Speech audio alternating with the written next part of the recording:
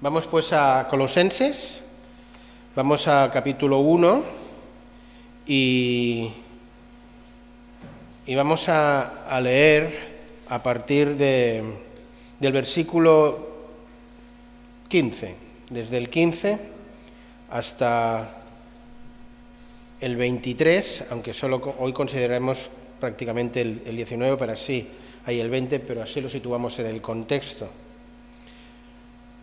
Dice Pablo que Él, refiriéndose a Cristo, es la imagen del Dios invisible, el primogénito de toda creación, porque en Él fueron creadas todas las cosas, tanto las que están en los cielos como en la tierra, visibles e invisibles, ya sean tronos o dominios, o poderes o autoridades, todo ha sido creado por medio de Él y para Él, y Él es antes de todas las cosas, y todas las cosas en Él subsisten.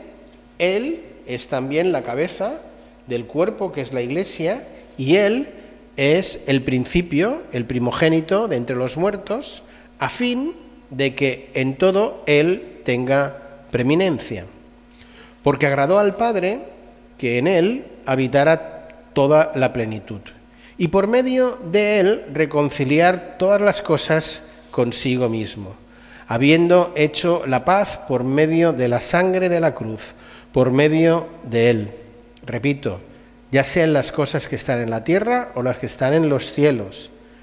Y aunque vosotros antes estabais alejados y erais de ánimo hostil, ocupados en malas obras, sin embargo, ahora Él os ha reconciliado en su cuerpo de carne mediante su muerte, a fin de presentaros santos, sin mancha, irreprensibles delante de Él, si en verdad permanecéis en la fe, bien cimentados y constantes, sin moveros de la esperanza del Evangelio que habéis oído, que fue proclamado a toda creación debajo del cielo, del cual yo, Pablo, fui hecho ministro.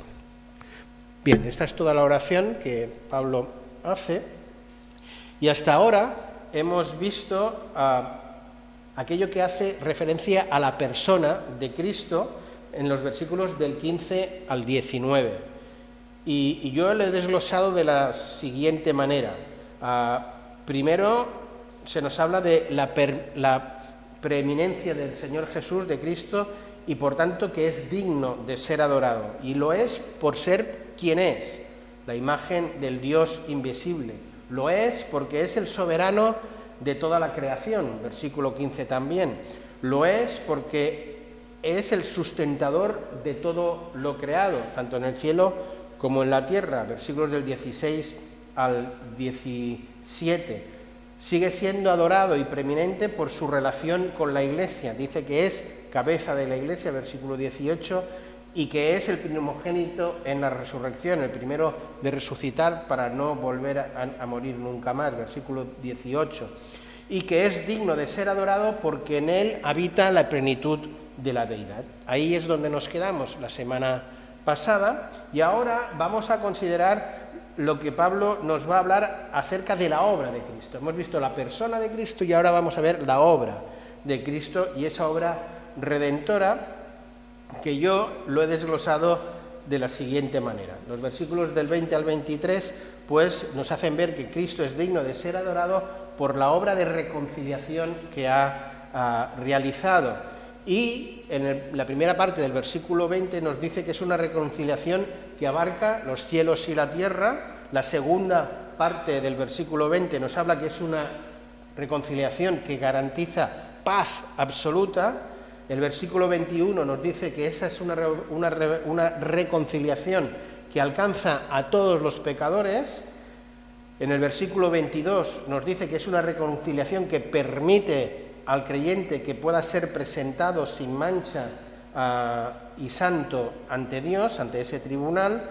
Y en el versículo 23, la primera parte, nos va a decir que Cristo ha realizado una reconciliación que solo se obtiene por medio de la fe, y finalmente acaba diciendo que es una reconciliación que genera esperanza. Bien, esto es lo que nos espera por delante. El tema central de esta sección es demostrar, o sigue demostrando que Cristo es preeminente y por tanto es digno de ser alabado, no solo por su persona, sino también por la obra que ha realizado, esa obra de reconciliación. Por tanto, el término clave en este pasaje, ¿cuál es? El concepto clave de este pasaje, ¿cuál es?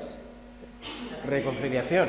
La reconciliación es un elemento clave, ¿no? Entonces, vamos a plantearnos al menos 3 preguntas acerca de la reconciliación. Nos vamos a preguntar qué significa reconciliación, cuál es el alcance de la reconciliación y qué ha hecho posible esa reconciliación. ¿De acuerdo? Empecemos por la primera cuestión. ¿Qué es la reconciliación? El diccionario de la Real Academia define reconciliación como volver a las amistades o atraer y acordar ánimos que han sido o que estaban desunidos. Es decir, recuperar la amistad, la concordia o la armonía entre una persona u cosa. Eso es reconciliar según nuestro diccionario, lo que se entiende en nuestra sociedad. La reconciliación espiritual va mucho más allá, no se limita a esto. Pablo va a llenar de contenido esta palabra con un contenido más profundo y más espiritual. Esto es algo muy normal en el Nuevo Testamento, utilizar palabras que ya se utilizaban en el argot normal y darles un contenido nuevo. Por ejemplo, una palabra que es como muy nuestra, que creemos que es de los creyentes de toda la vida, es la palabra pecado. ¿No? Pecado es muy nuestra. No. Pecado, la palabra pecado ya existía mucho antes. La palabra pecado significa, en griego, hamartía, literalmente significaba y significa fallar al blanco, no dar en la diana, no dar en el centro. Y entonces, de ahí, Pablo, que es el que más utiliza la palabra pecado, la llena de contenido y dice que pecado es, sí, fallar en el centro de la voluntad de Dios, no dar en la diana, y amplía el concepto de pecado y lo llena de un contenido espiritual. Lo mismo ocurre con la palabra bautismo o con la palabra, pues aquí, apocalipsai, que es la palabra que aparece en el original, que significa reconciliar completa y totalmente. Y que en nuestro pasaje además tiene un sentido muy enfático por el tiempo que está el tiempo. Esta palabra, como digo, griega, ya existía sobre todo en el ámbito de las relaciones diplomáticas. Pablo, como digo, lo llena de un contenido más espiritual. En las relaciones diplomáticas se utilizaba para lo que el culpable en una disputa hacía para poder reconciliarse con la parte en teoría inocente, o el que perdía una batalla con el que ganaba una batalla. La historia siempre la escribe ¿quién? ¿Quién escribe la historia? No, hombre, no.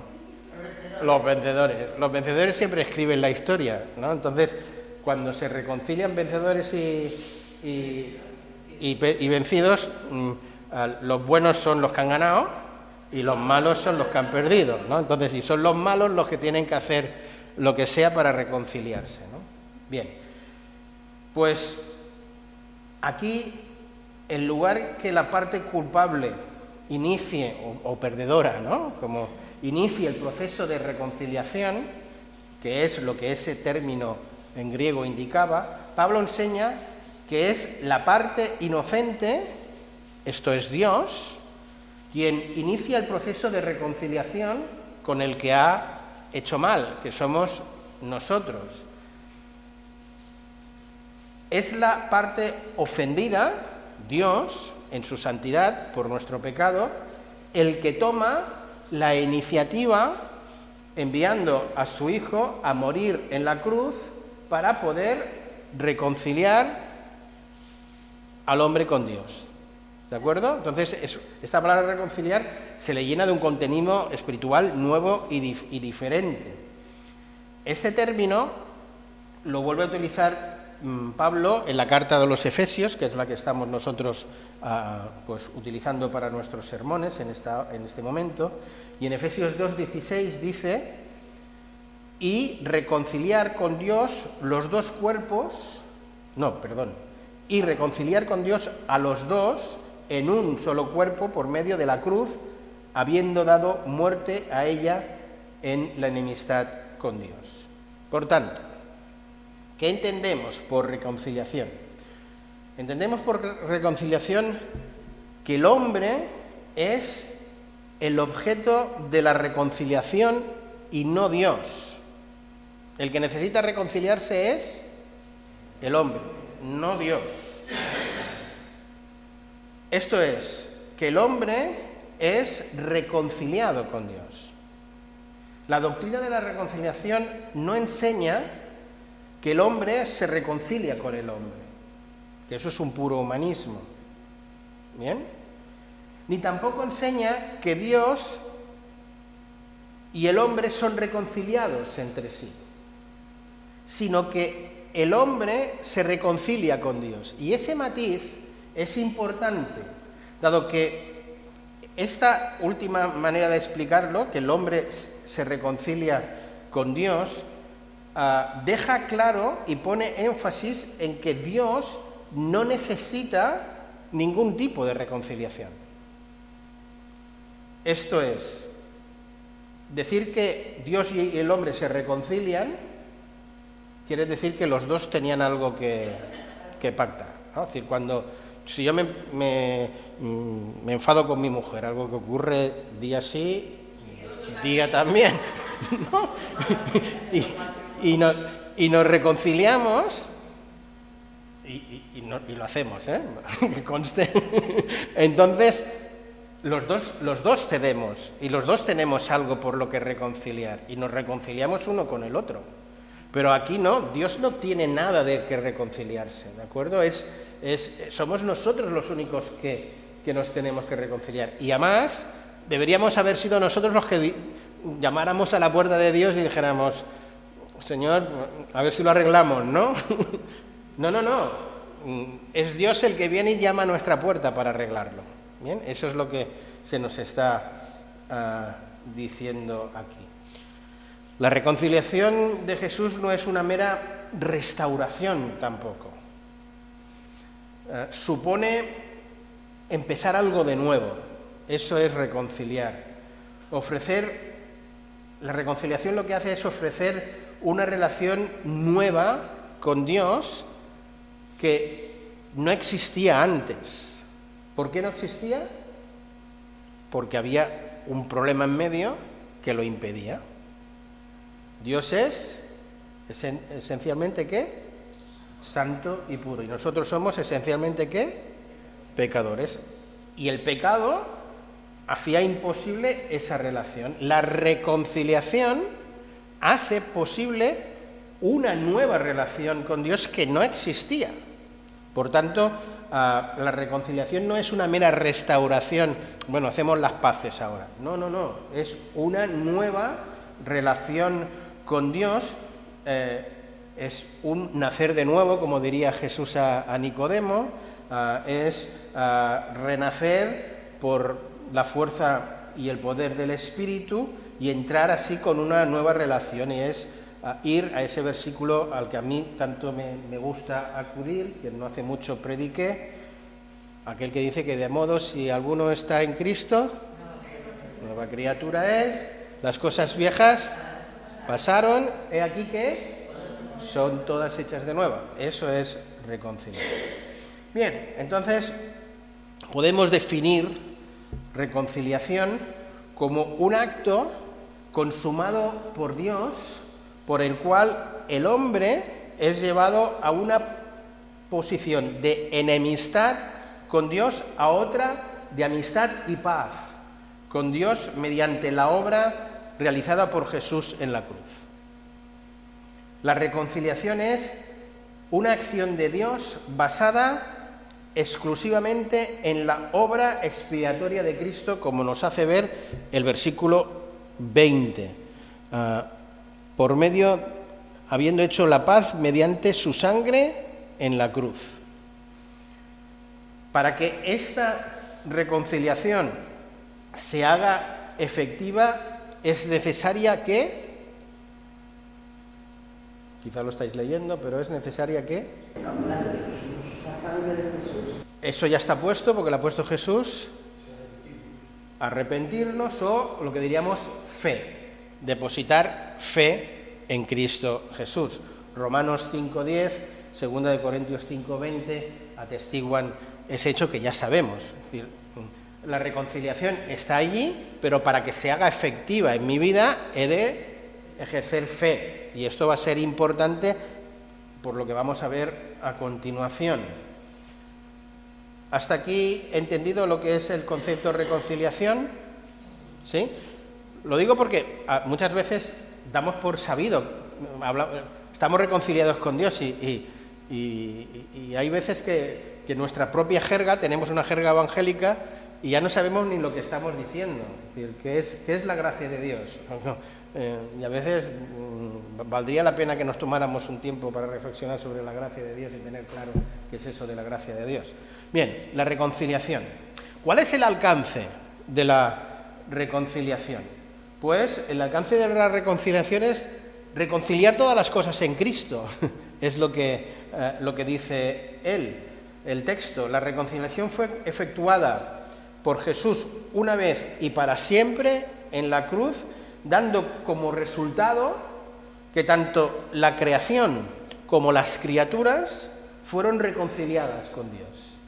Estamos hablando de una reconciliación cósmica o de una reconciliación universal. ¿Alguien puede leer, o leo yo para que quede claro en el texto, Efesios 1:10, que es un texto que tengo aquí?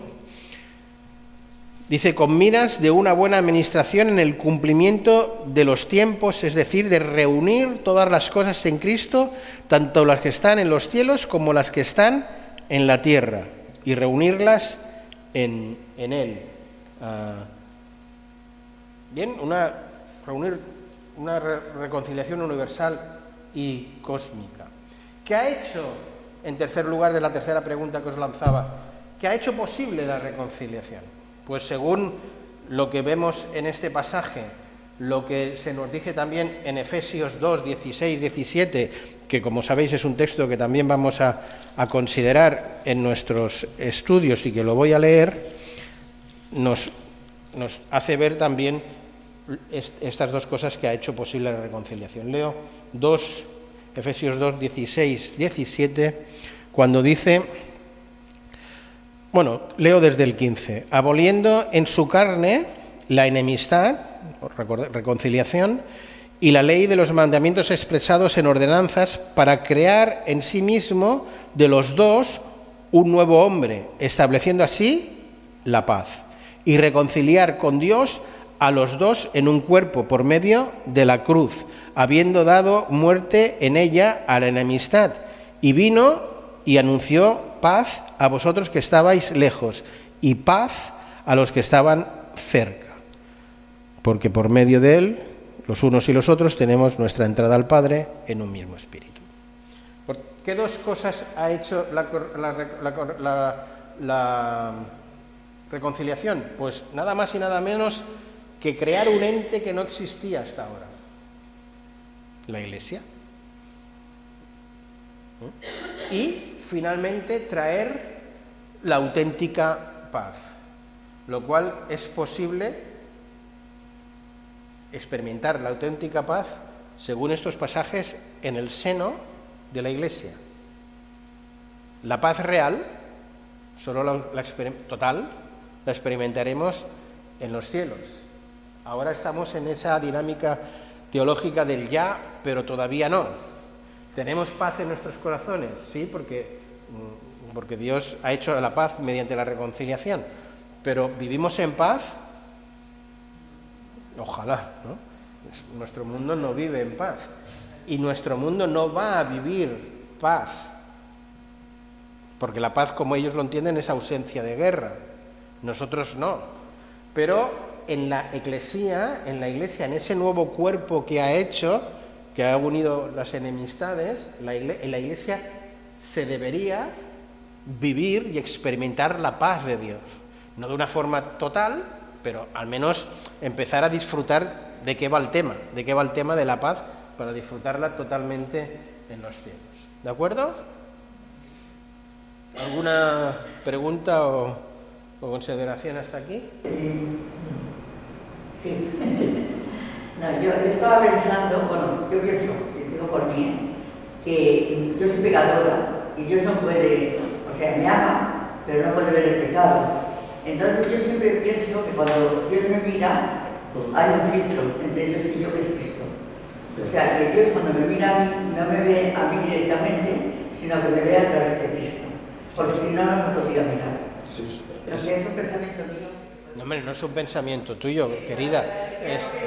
Es una... Pero lo tomo como mío, porque yo cuando pienso en relación con Dios, que soy pecadora, entonces... Esto es: justificados pues por la fe, tenéis paz para con Dios. Lo que acabas de decir es eso, no es otra cosa. Entonces, claro,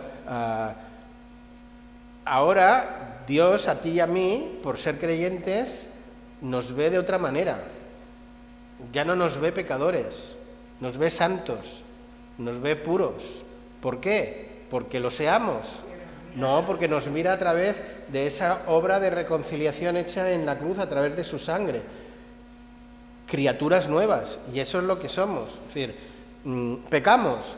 Sí, pero debemos de entender que hemos dejado de ser pecadores para ser hijos de Dios, santos.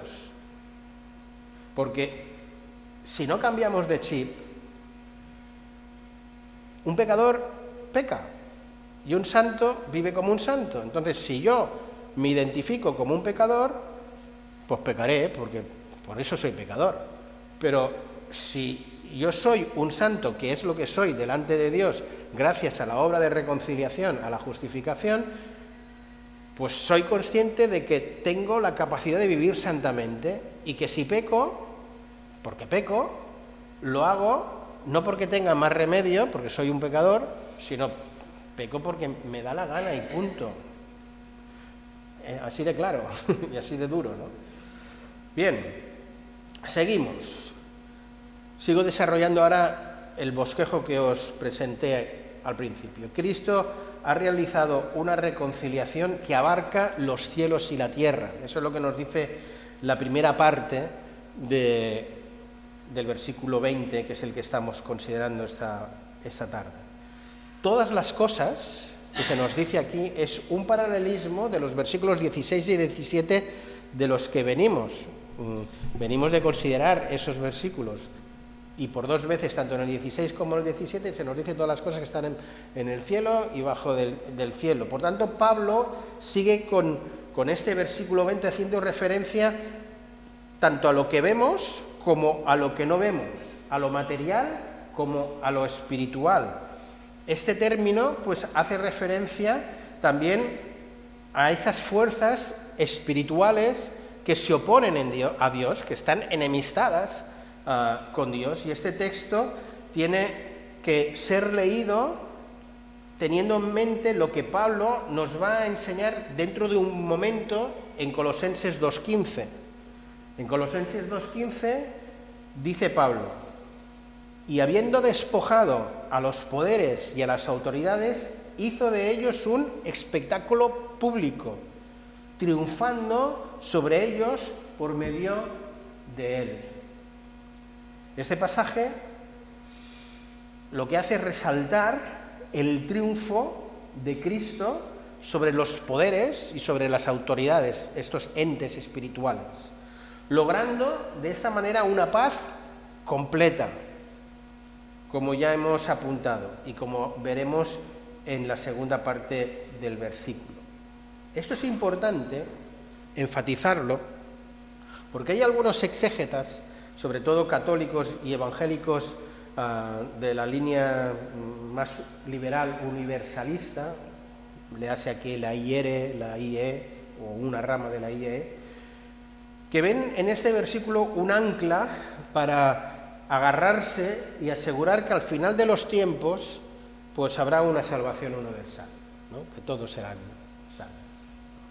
Porque este versículo dice que Cristo reconciliará en él todas las cosas y lo interpretan fatal, ¿no? Lo interpretan mal. Es evidente que este versículo no enseña tal cosa.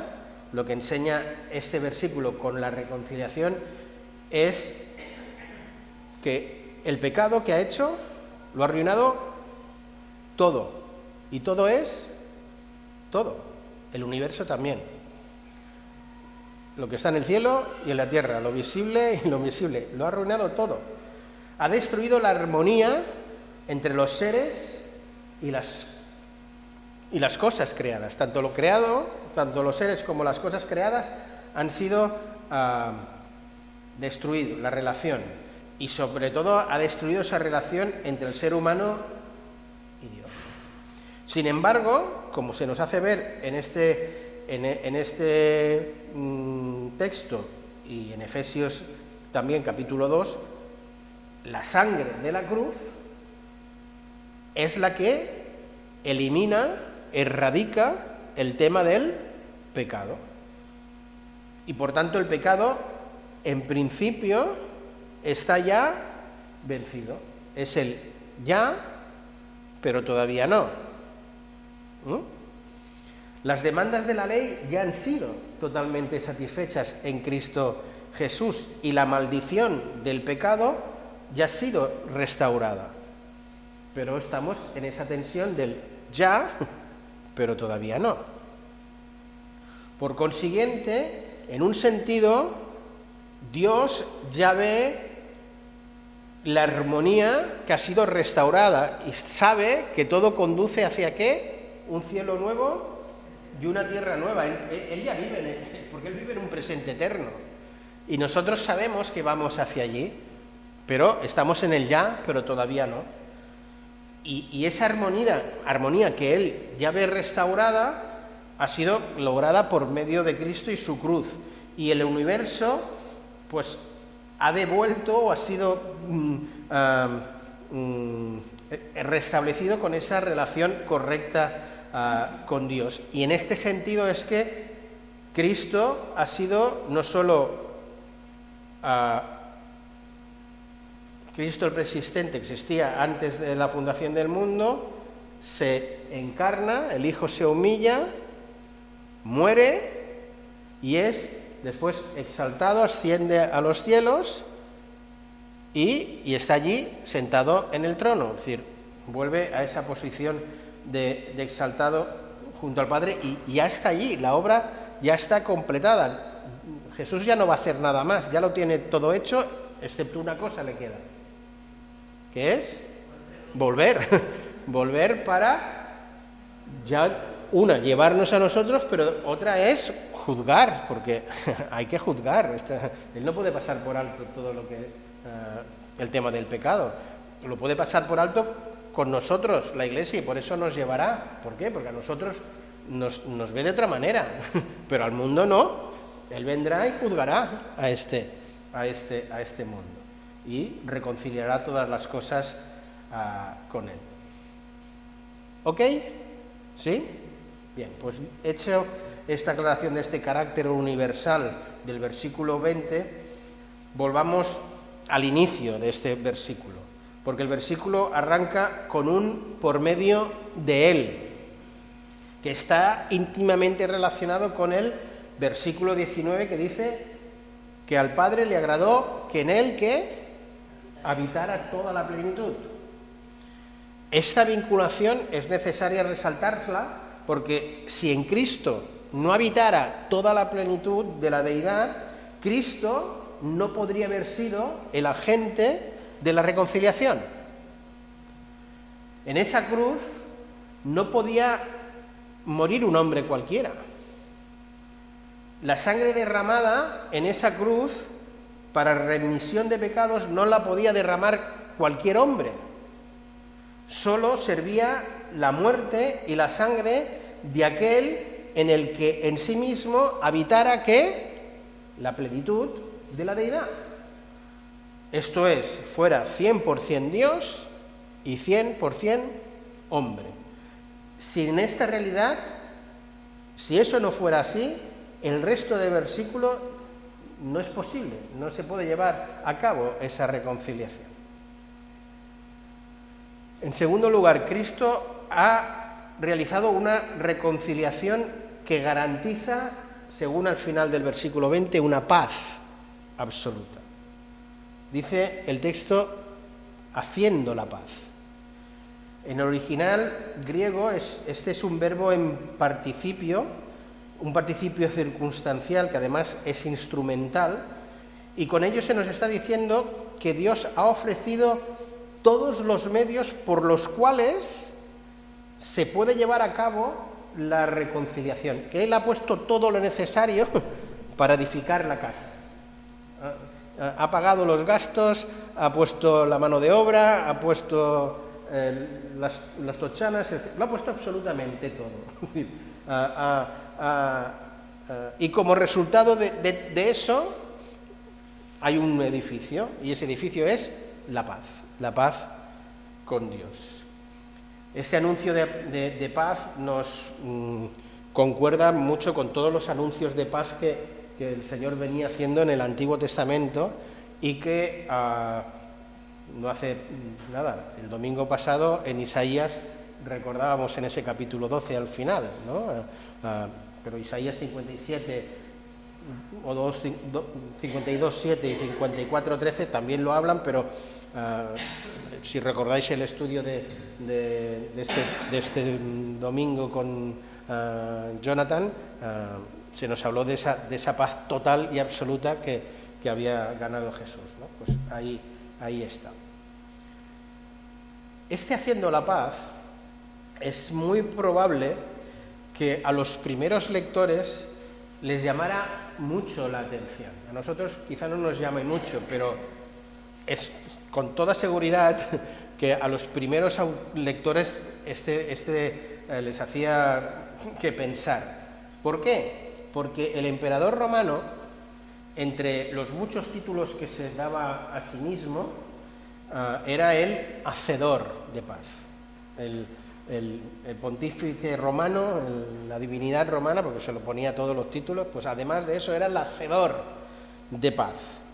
Los romanos estaban muy orgullosos de la Pax Romana, la Pax Romana, una paz que se establecía a través de la fuerza militar, ¿no? La paz de Dios no se impone por la fuerza. Curiosamente, se obtiene mediante una muerte, y precisamente la muerte del Hijo de Dios, y la muerte además en una cruz. El verbo haciendo la paz va acompañado o especificado por la expresión por medio de la sangre de su cruz.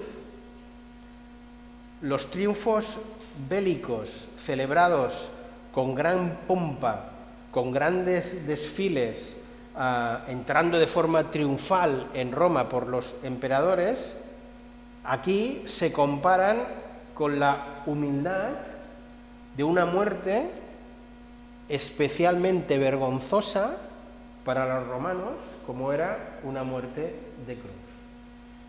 Por tanto, para los primeros lectores, el haciendo la paz era un concepto tremendamente impactante, que les decía mucho a ellos. Era una imagen de cuán diferente es la paz de Dios a la Pax Romana, a la que ellos estaban en esos momentos viviendo o disfrutando, ¿no?